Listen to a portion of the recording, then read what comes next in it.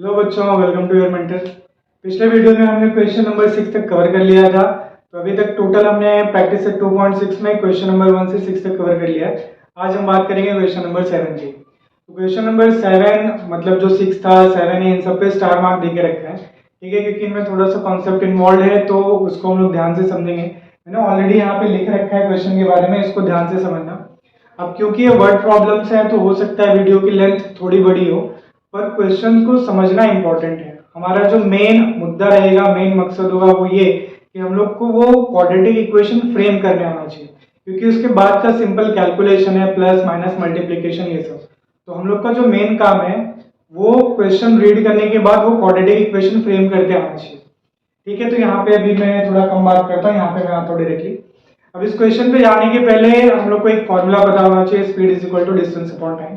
मैंने यहाँ ऑलरेडी लिख रखा है, तो एक बार मैं क्वेश्चन एक्सप्लेन कर देता हूँ, स्क्रीन पे आपको दिखेगा, ठीक है, आप उसको रीड कर सकते हो। कोई एक प्रतीक नाम का बंदा है जो कि क्या कर रहा है, बोट से जा रहा है 36 किलोमीटर डाउन स्ट्रीम, एंड वो रिटर्न आ रहा है।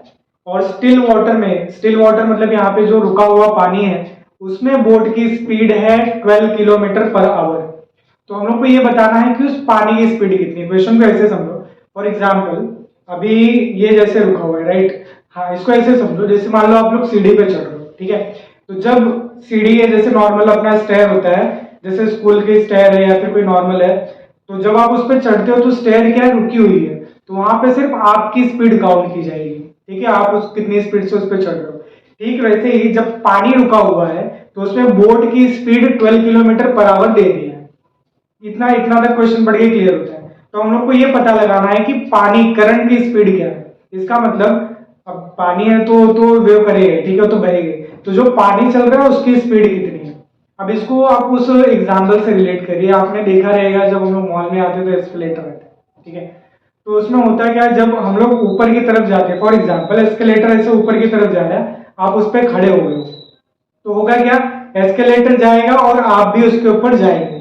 अब जैसे मान लीजिए कि आप एस्केलेटर के साथ ऊपर चढ़ रहे हैं, तो आप जल्दी पहुंच जाएंगे। एक्सपीरियंस किया होगा आपने, क्योंकि आपकी स्पीड के साथ एस्केलेटर की स्पीड सेम डायरेक्शन में मैच हो रही है।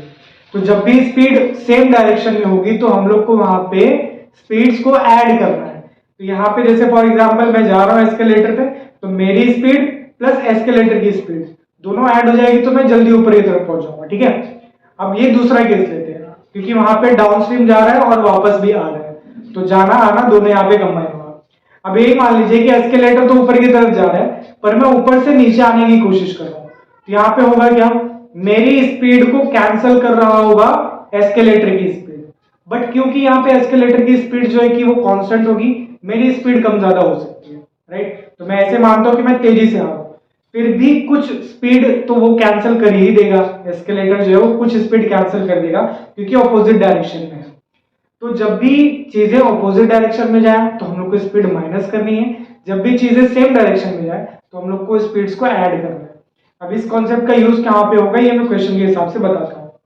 अब आते हैं यहाँ पे बोर्ड पे। तो यहाँ पे मुझे वाटर करंट की स्पीड बताना था, तो मैंने उसको एज्यूम कर लिया x kilometre per our. Speed है तो स्पीड की यूनिट किलोमीटर पर आवर होगी, राइट।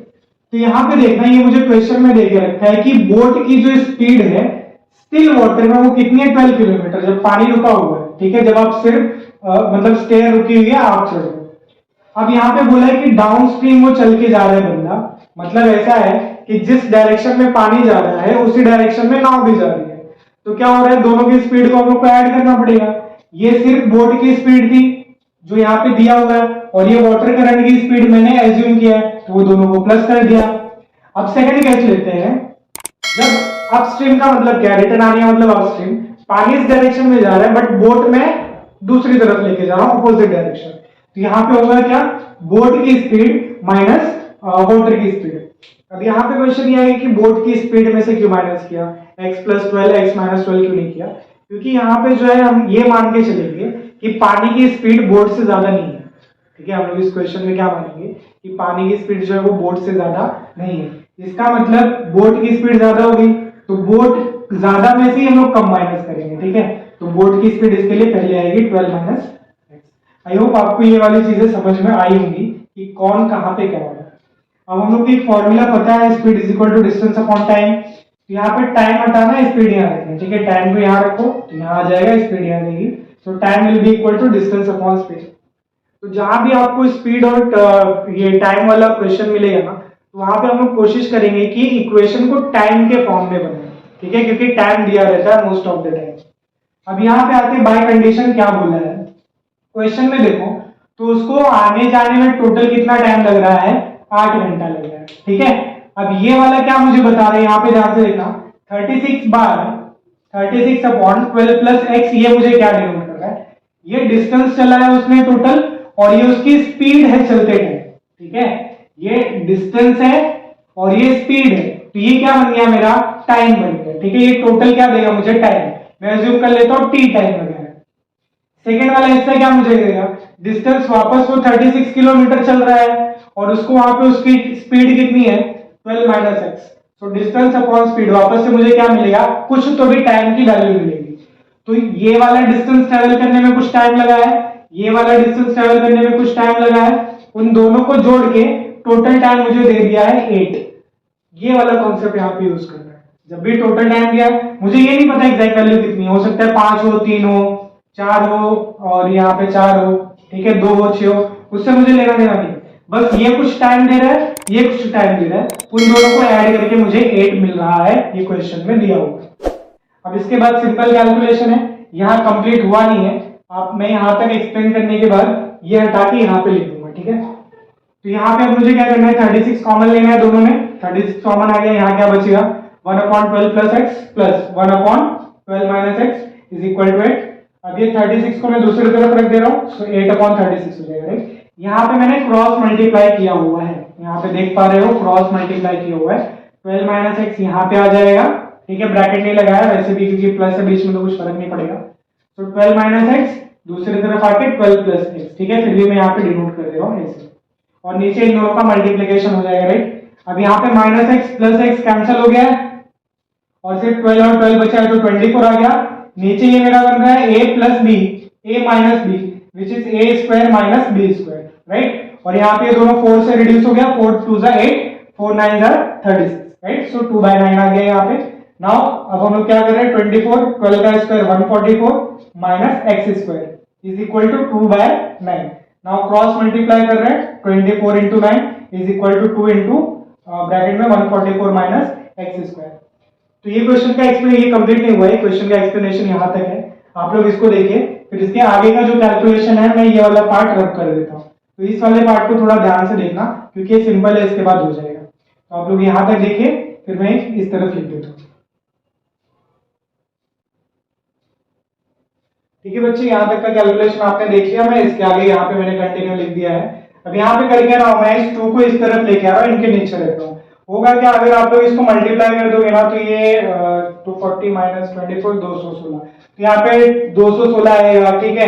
फिर यहाँ पे 288 आ जाएगा, तो वो लंबा हो जाएगा। इट्स बेटर कि आप 2 से यहाँ लेके डिवाइड कर दो तो छोटे नंबर हो जाएंगे। तो यहाँ पे होगा क्या, 2 से ये कट जाएगा, 12 इंटू 9 हो जाएगा यहाँ पे, राइट। ये हो गया कितना, 12 9 108, और ये 144 minus X square as it is हम लोगों ने कॉपी किया। तो यहाँ पे एक्स स्क्वायर को दूसरी तरफ लेके जाओ, 108 को यहाँ लेके आओ, so x square is equal to 144 minus 108, so x square will be 36।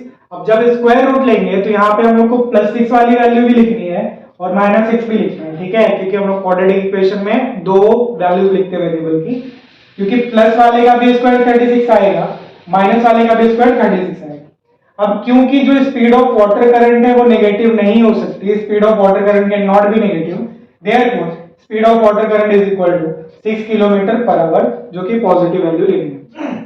I hope आपको ये क्वेश्चन समझ में आ रहा है, कैलकुलेशन वाला पार्ट इजी है, आपको ये वाला ध्यान में देना है, ठीक है।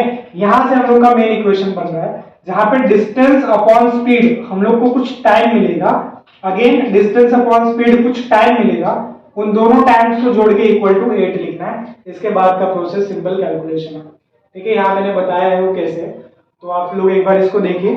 अब वीडियो ऑलरेडी 10 मिनट की हो चुकी है, तो मैं अगला क्वेश्चन, ठीक है, अभी क्योंकि क्वेश्चन के एक्सप्लेनेशन में थोड़ा टाइम जाएगा, तो मैं क्या करूंगा, अभी पॉसिबल होगा तो 2 क्वेश्चन अपलोड करूंगा एक साथ, नहीं तो एक एक क्वेश्चन करके हम लोग उसको कंप्लीट करेंगे।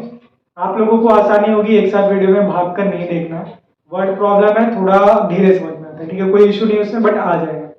तो आप लोग इस क्वेश्चन को वापस से एक बार देखिए, प्रैक्टिस करिए, और तब तक के लिए पढ़ते रहिए, ध्यान रखिए।